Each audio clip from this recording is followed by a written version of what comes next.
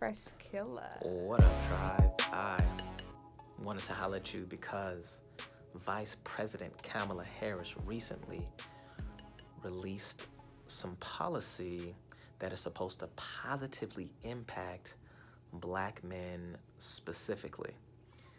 And the jury is still out in terms of how said policy is being received. Well, except for one Van Jones who Kamala said that it Harris was, quote, a sent us a love love letter. letter to the black man. Myself, on the other hand, I have a more nuanced response to it. And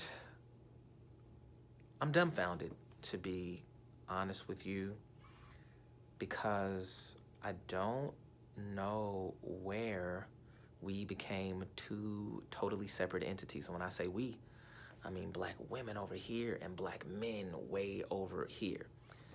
When you target the Latino vote, you speak to them as a whole, as one unit. The same thing with the Asian vote and other populations. Why is it that when it comes to the black vote, you have to come up with separate policies just to impact the black man? If you would have addressed us collectively to begin with, then the Harris campaign would not be in this situation. And to me, it looks like they're pressing a panic button, and they got a lot of blowback from Barack Obama, President Obama, making a mockery of himself and calling black men to the carpet for not supporting Kamala Harris in a way that he thought that we should. And there was an avalanche of criticism coming from black men online.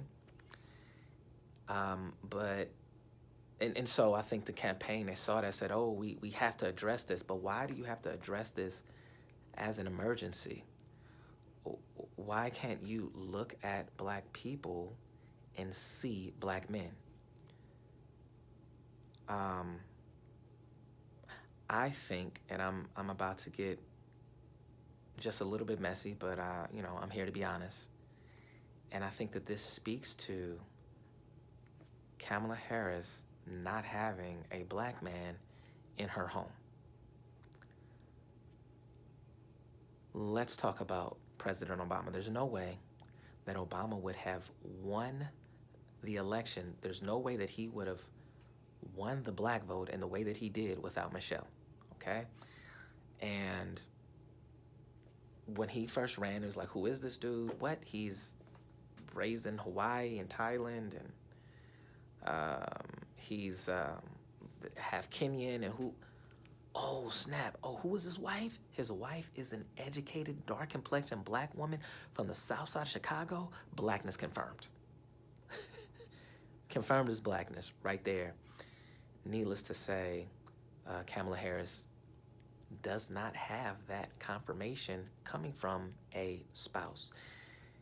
And just to be clear, I'm not saying this for aesthetic purposes, right? Because, oh, black love, the way that it looks. But I'm saying this because she is running a campaign as a black woman.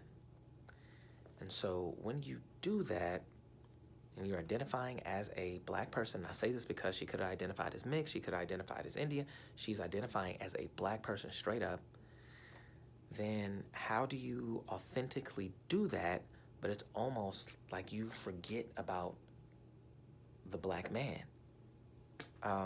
until way late in the race? I just don't, it puzzles me. How about that? It puzzles me. And I think that what she was doing was she was continuing the Democratic tradition of separating black men and black women and pandering specifically to black women. Now, let me speak to the lens through which I view politics. I am a political independent. I used to be a Democrat, or I used to vote Democrat all the time because that's how I was raised. Then during the pandemic, I saw a lot of ugliness, a lot of hideousness um, coming from the party in power, and I saw that it felt like we were about to have a civil war in this country over you know what.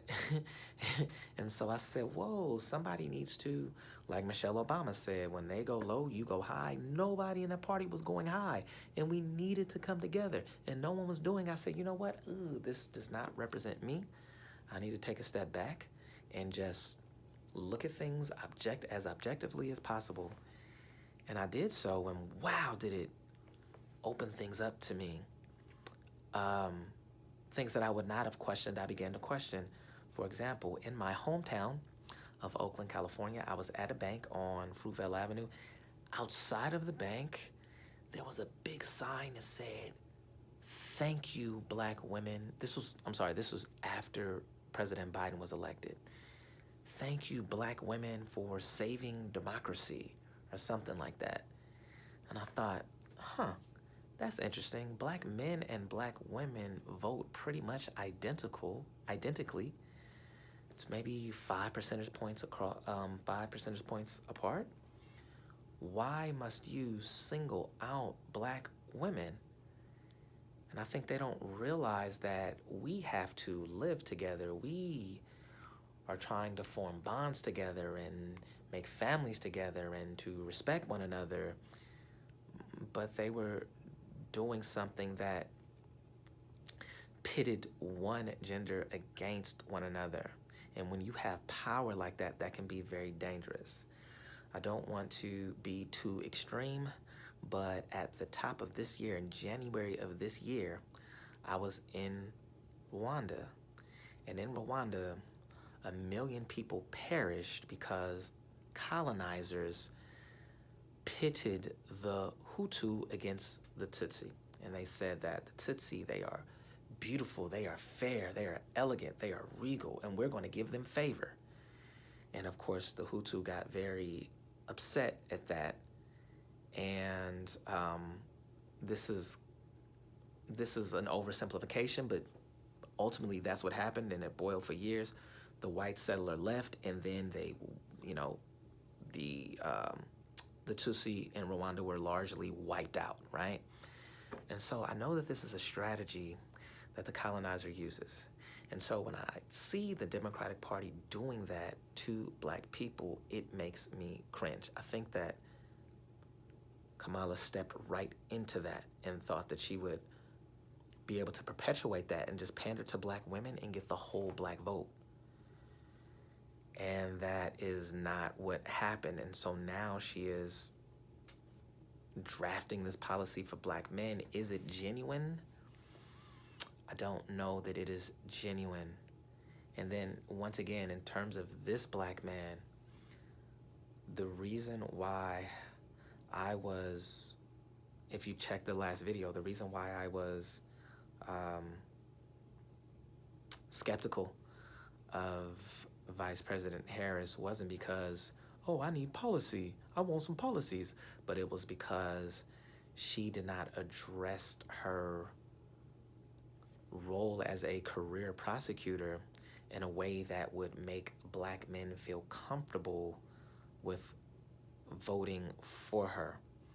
There is a man named Jamal Truelove. I know his last name is Truelove. I think his first name is Jamal, but his last name is Truelove. And he was falsely convicted of murder by her department, by her, when she was the DA of San Francisco. And now he's doing all of these interviews, and he's saying disparaging things about her, and she laughed at him and all that. I only know his perspective. She's a professional. I know that she has another perspective, but we haven't heard that perspective. For me, if you really want to, if you want to tell Black men, if you really want to tell Black men that you love them, as Van Jones alluded to, you want to write us a love letter, these things have to be addressed.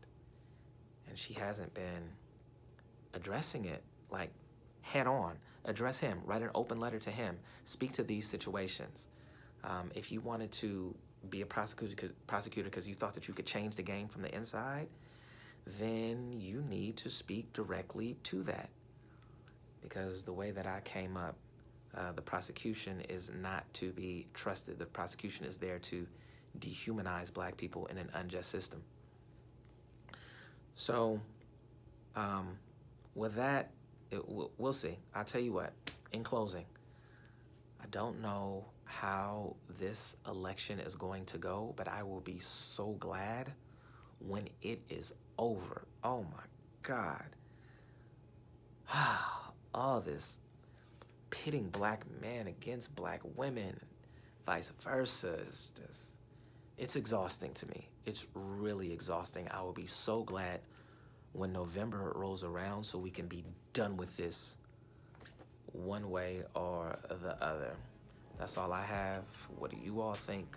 Drop something in the comments. Don't be afraid. Peace, tribe. And another one. Oh yeah. And subscribe to the tribe too. Subscribe, share this, like this. Peace.